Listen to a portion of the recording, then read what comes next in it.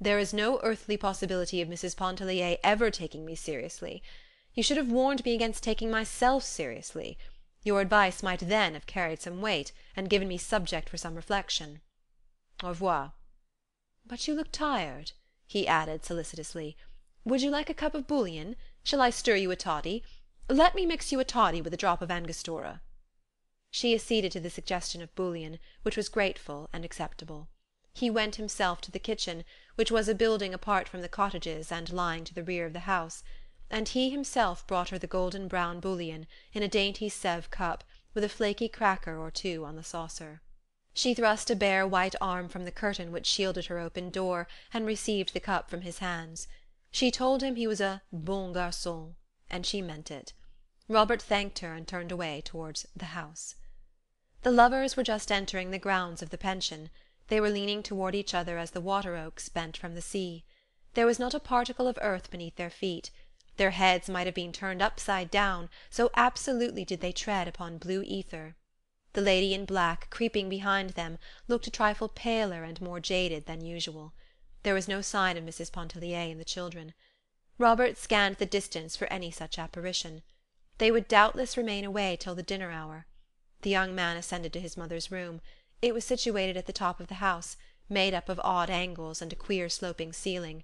2 broad dormer windows looked out toward the gulf, and as far across it as a man's eye might reach. The furnishings of the room were light, cool, and practical. Madame Lebrun was busily engaged at the sewing machine.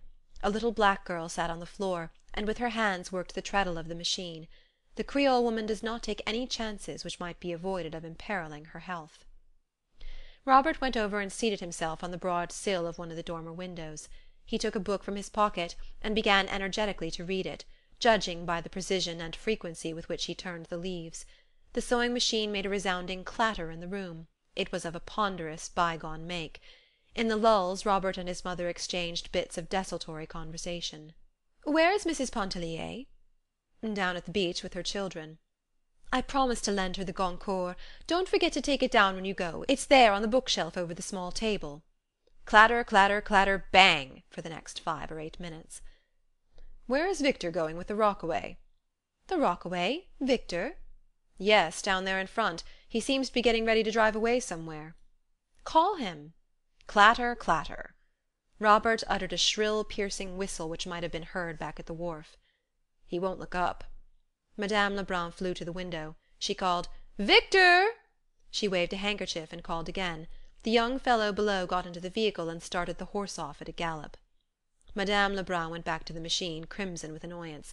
Victor was the younger son and brother, a tête montée, with a temper which invited violence and a will which no axe could break. "Whenever you say the word, I'm ready to thrash any amount of reason into him that he's able to hold." "Oh, if your father had only lived!" Clatter, clatter, clatter, clatter, bang! It was a fixed belief with Madame Lebrun that the conduct of the universe and all things pertaining thereto would have been manifestly of a more intelligent and higher order had not Monsieur Lebrun been removed to other spheres during the early years of their married life. "What do you hear from Montel?" Montel was a middle-aged gentleman whose vain ambition and desire for the past 20 years had been to fill the void which Monsieur Lebrun's taking off had left in the Lebrun household. Clatter, clatter, bang, clatter! "I have a letter somewhere," looking in the machine drawer and finding the letter in the bottom of the work-basket. "He says to tell you he'll be in Vera Cruz the beginning of next month." Clatter, clatter! "And if you still have the intention of joining him—" Bang, clatter, clatter, bang! "Why didn't you tell me so before, mother? You know I wanted—" Clatter, clatter, clatter! "Do you see Mrs. Pontellier starting back with the children?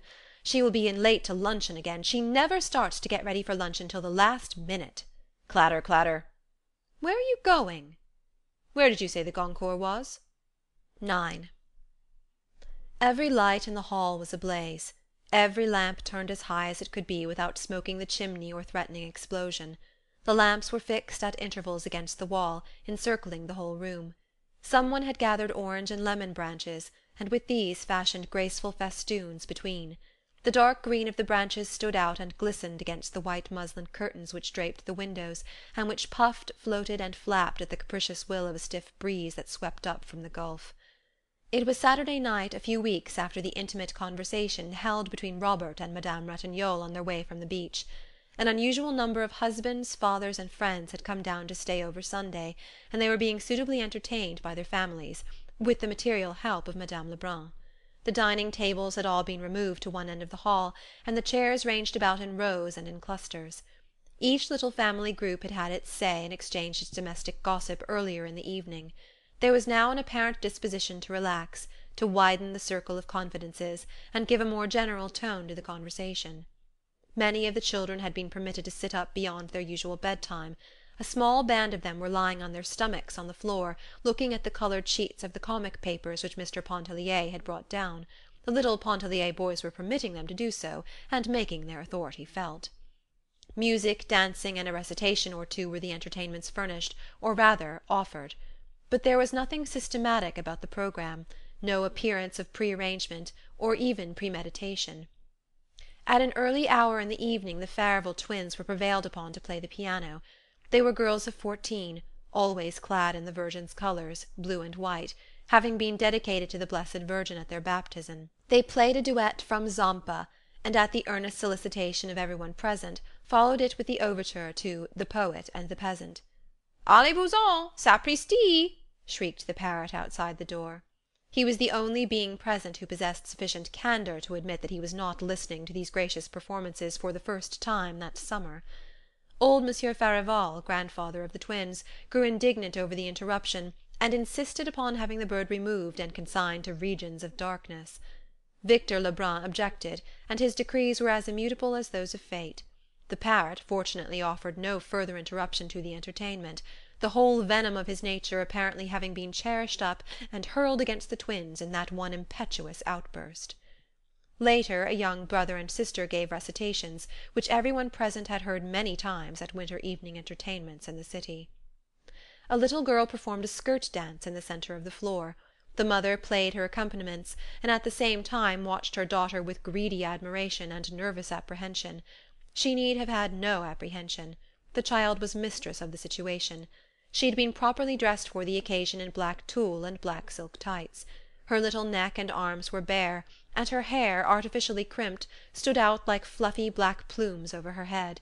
Her poses were full of grace, and her little black shod toes twinkled as they shot out and upward with a rapidity and suddenness which were bewildering. But there was no reason why every one should not dance. Madame Ratignolle could not, so it was she who gaily consented to play for the others.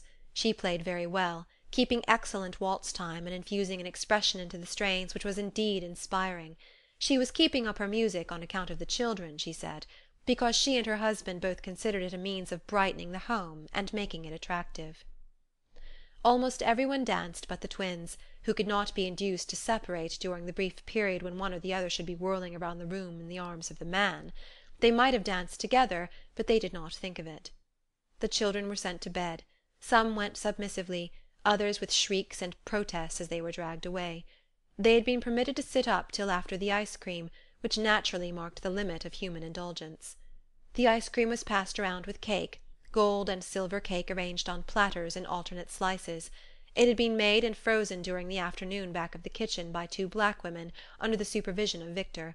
It was pronounced a great success, excellent if it had contained only a little less vanilla, or a little more sugar, if it had been frozen a degree harder, and if the salt might have been kept out of portions of it. Victor was proud of his achievement, and went about recommending it and urging every one to partake of it to excess. After Mrs. Pontellier had danced twice with her husband, once with Robert, and once with Monsieur Ratignolle, who was thin and tall and swayed like a reed in the wind when he danced, she went out on the gallery and seated herself on the low window-sill, where she commanded a view of all that went on in the hall, and could look out toward the gulf. There was a soft effulgence in the east.